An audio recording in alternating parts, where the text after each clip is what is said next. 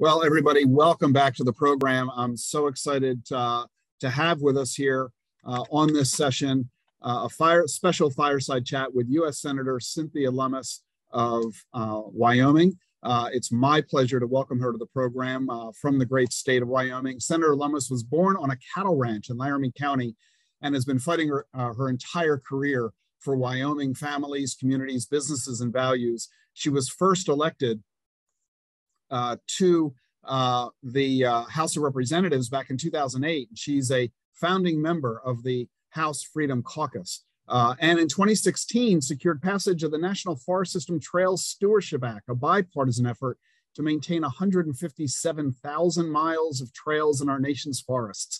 She holds 3 degrees from the University of Wyoming in animal science, biology, and law. Senator, thanks so much for joining us today on this program. Yes, it's my pleasure to be with you. Thanks for inviting me. So, Senator, you've shown unusual and strong leadership in the area of digital assets. And that's not true just of you, but in Wyoming, there are a number of leaders throughout the state. And Wyoming has, in fact, taken the lead of the 50 states in this country in welcoming the crypto business community. Tell us, why are the state's leaders taking this position? Why are you such a supporter of the digital assets and blockchain community? And what is everybody in Wyoming hoping is going to result from all of this? Well, our economy has been based on energy production for a very long time.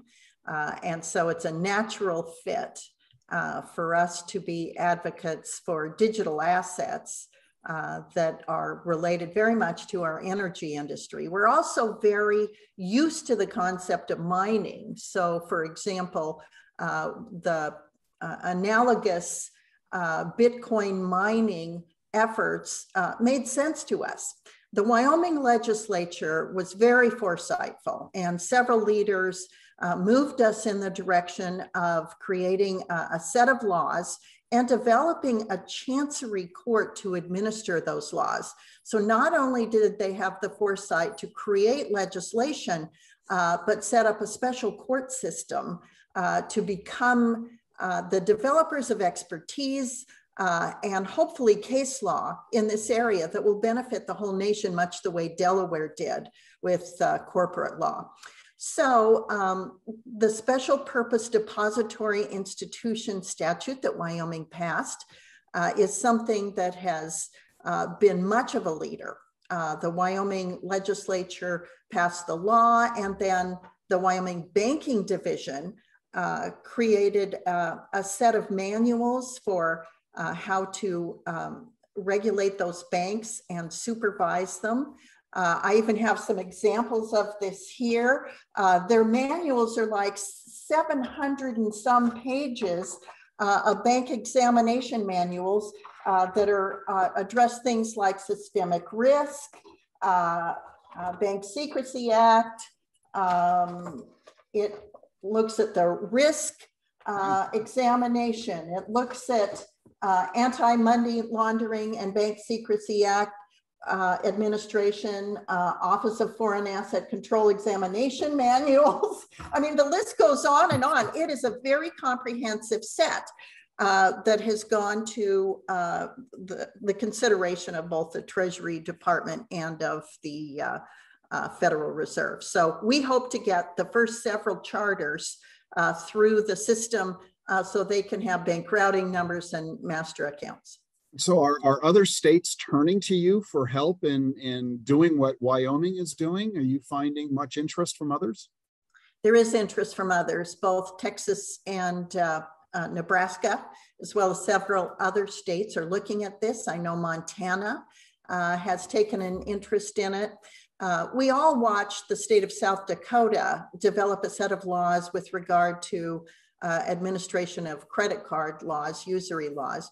And it was very successful in cultivating that industry in South Dakota. Wyoming has hoped to do much the same with regard to digital assets in creating this set of laws. But in addition, Wyoming is the largest exporter of energy in the country. Even though states like Texas and North Dakota produce more energy, they also consume a lot of the energy they produce. Wyoming does not, so it has energy to export. So the notion of having, for example, Bitcoin miners in our state makes a lot of sense to us. So we're cultivating every aspect of this industry. Now, in addition to your policy position on this, you're also personally a strong believer in digital assets. You personally own, in fact, you had a disclosure released just a couple of weeks ago that you've made another recent purchase of Bitcoin for your own personal account, for you and your family. So talk about your journey. How did you jump down into this rabbit hole? When did you first get involved with digital assets and learn about it and begin investing? Well, I was Wyoming State Treasurer during the first part of this century. And I had the opportunity to invest Wyoming's Permanent Mineral Trust Fund. So we take minerals out of the ground and save a portion of that money for the future. And so I wanted to invest it in a fully diversified asset allocation. Some of those investments needed to throw off income for the state's general fund, but others I wanted to find a great store of value long-term, much as the minerals in the ground were a great store of value long-term. So when Bitcoin came along as a store of value, it made sense to me. The concept of mining Bitcoin, of putting it on the blockchain, made a certain amount of sense to me as a non-technical person. So I bought my first Bitcoin in 2013. I now hold 5. My first 3 Bitcoins, I paid about $330 each. So my first 3, I paid $1,000 for. And then in the dip that occurred in the summer, I bought a couple more. I really do feel that this is a great store of value. So for those of you who are in the financial industry now looking at the launch possibly of a futures-based digital asset ETF, those kinds of opportunities will be available to a much broader audience. And so do you see this as an opportunity for ordinary investors? Clearly, by buying 3 Bitcoins back in 2013, which had to be considered quite a gamble, very speculative notion. Today, Bitcoin isn't nearly as speculative in that sense as it was. Does it make sense for ordinary investors to do likewise, put a very small portion of their investments into this asset class? Absolutely. I recommend that as part of a fully diversified asset allocation, that digital assets, in my mind, Bitcoin specifically, makes a great long-term investment. I'm what they call a hodler. I buy and hold, obviously, because as I see the Congress continuing to engage in policies that devalue the US dollar in the long term by spending more money than we take in and growing our national debt. I believe that we're devaluing the US dollar in the long term. So I want something on the long-term end of my portfolio that will be a great store of value. And for me, that's Bitcoin.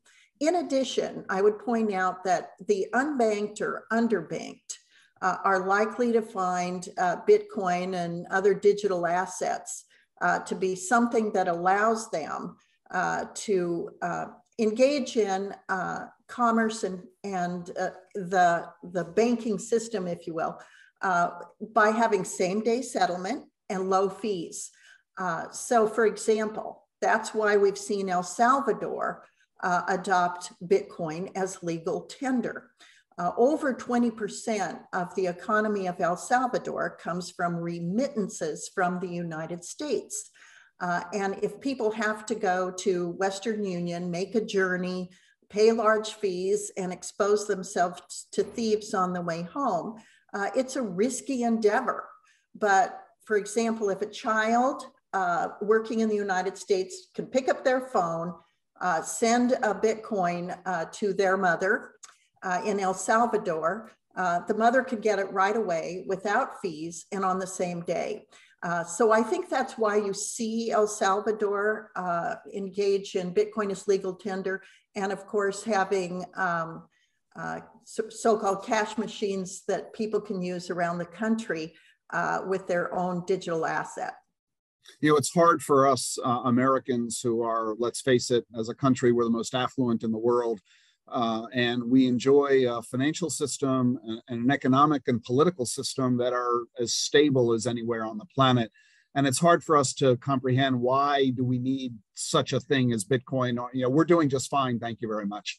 But when we do recognize that about 2 billion people on the planet are unbanked, and are excluded from the financial services industry. They can't get credit. They have no access to credit, nowhere to store the money that they earn in a safe way.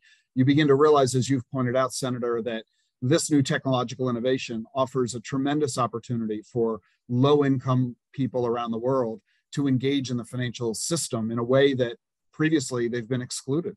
And that is a pretty exciting thing. It's very exciting, and they may end up being the earliest adapters of this technology, and that those of us who tend to be in the traditional banked community may come along later. And let's not forget that although those 2 billion people who are unbanked are predominantly scattered around the world, 6% of them are living in the United States. So we have a large number of American households who are very low income and unable to obtain banking services because they don't have the money to open a bank account. So this can be of value here at home, not just overseas. Well, you've made a pretty compelling case, Senator, as to why you are enthused about this, and why the leaders in Wyoming have taken such proactive steps in attracting the Bitcoin industry to the state. Let's compare that to the climate in the US Capitol, where you are now spending the bulk of your time, having moved from state office to national office. What's the tone in Congress? Do you find your colleagues in the Senate sharing your views? Let's start there. When I first arrived in January, I found that very few members of the US Senate had any awareness of the significance of digital assets and its usage already in the US economy. So it seemed very foreign to most people. As I began talking about it, as I engaged Senator Kirsten Sinema to join me to form the Financial Innovation Caucus, the goal that Senator Sinema and I had is to educate members of the Senate and their staff about the significant uses and benefits of digital assets, and how the way we choose to address them from a statutory and regulatory manner can affect their success or failure. And of course, digital assets are such that they're so mobile that if the United States were to set up a system that did not nurture innovation in this space, it's easy for them to go elsewhere. And so it's very important that we set up both a statutory and regulatory framework that puts sideboards on the discussion so people know the rules of the road, but continues to allow innovation. And this has been the focus of the Financial Innovation Caucus. We're working with regulators, we're working with senators and their staff, and we're working with the innovation community within the digital asset space to educate all of us, inform all of us. Where are those appropriate sideboards that provide the regulatory sandbox in which people can innovate? It is something that very few people in the US Senate were talking about. In fact, no one was talking about in January. And now, quite frankly, almost everybody's talking about it. The reason is, you'll recall last summer during the infrastructure bill, the Treasury Department proposed a definition of broker that was so broadly crafted that it included people into the definition of broker that had no business there. And to me, it indicated a misunderstanding at the Department of Treasury about how some of these digital assets are produced and put on the blockchain. That whole discussion very much informed the debate here in Washington. There are way more people talking about this, interested in it as a result of that discussion. And the reason it became so high profile was because the digital asset community itself responded when we put out a call that said, help us educate your senators and talk to them about why this definition of broker is so ill-advised. People responded, and senators, for the first time, were receiving communication from the digital asset community in their states. It had a transformative effect on the US Senate about this issue. So even though we didn't get the amendment drafted in a way that I'm happy with, it certainly created an atmosphere here in the US Senate that will allow us to go forward with, I think, really carefully thought out, crafted legislation, carefully thought out regulation, and the involvement of a lot more people. The other cool thing about it is it was very bipartisan. I had no idea that Ron Wyden of Oregon, current chairman of the Senate Finance Committee, had an interest in this subject. Now we work together on all kinds of things. That, as a result of that one effort that occurred last summer on the infrastructure bill. And that was also true of Ron Portman. Kirsten Sinema, of course, I knew had an interest in this. But now there's a whole group of senators talking about that. It brought more people into the Financial Innovation Caucus. We have speakers coming in, their staffers are coming. It has really been a productive conversation. So we are light years ahead of where we were in January here in the US Senate with regard to knowledge, or at least interest in this subject. Well, that's very encouraging to hear. Not everybody in the regulatory space is moving with such speed and adoption. The SEC, just today, of course, as you know, we have the very first Bitcoin Futures ETF coming to the marketplace. There's a big difference between a Bitcoin Futures ETF and a Bitcoin ETF. What's your view of the SEC and what's your recommendation for them? What would you like to see the SEC do regarding a Bitcoin ETF? Do you think that there should be one in the marketplace?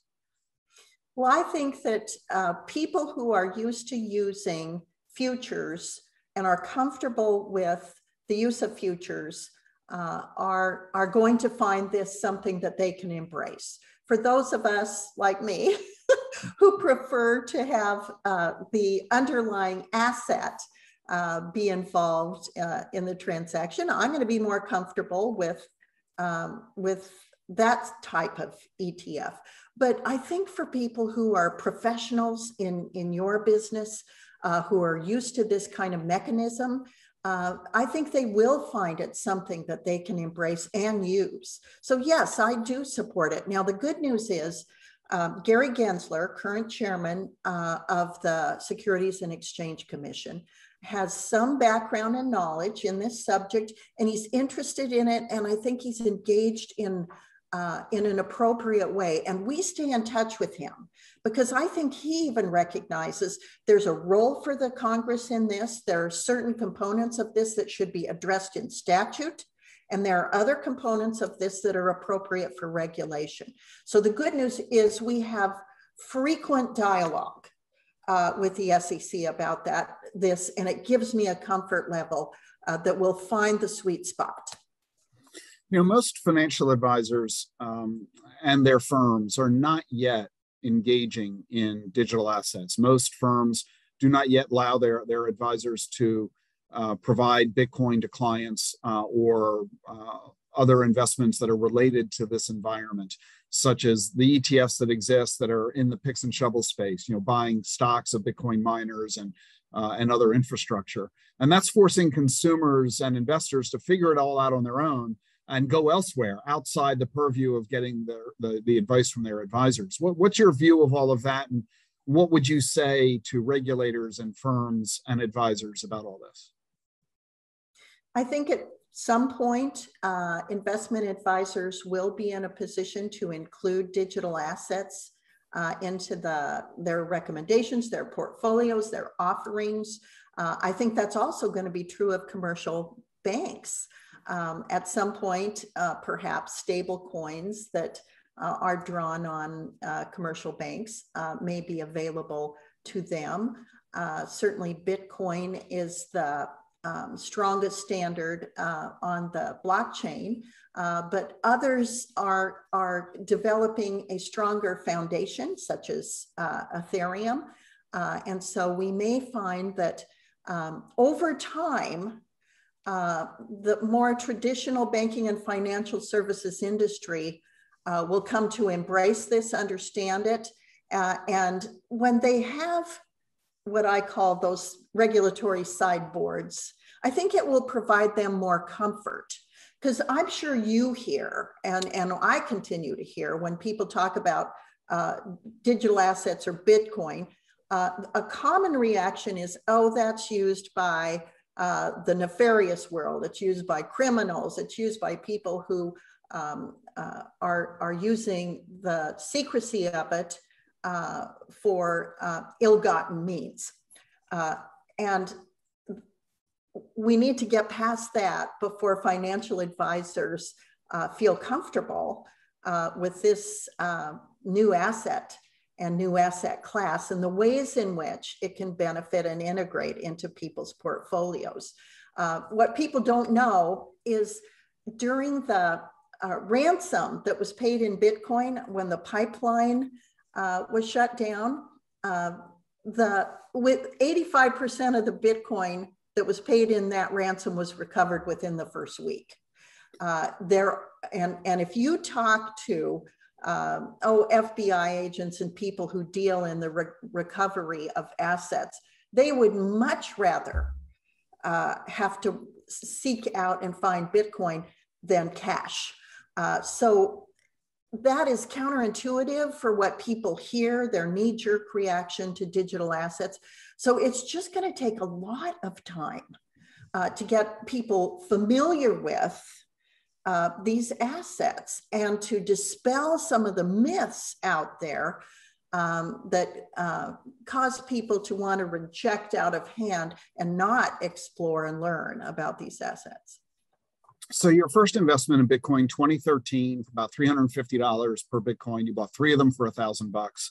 You very recently made a much larger investment into Bitcoin with the price in the 50,000 plus range. So I'm guessing, therefore, you still believe Bitcoin to have upside potential. I imagine. Absolutely. There's only going to be 21 million Bitcoin ever mined. There's scarcity and the ability to document and store it safely on the blockchain make it digital gold. Truly, it has the qualities of gold, other than the fact that physical gold you can hold in your hand and Bitcoin is on the blockchain. Other than that, they are very similar assets in terms of their long-term staying value. You know, someone recently said, math hasn't changed in thousands of years, and Bitcoin is based on math.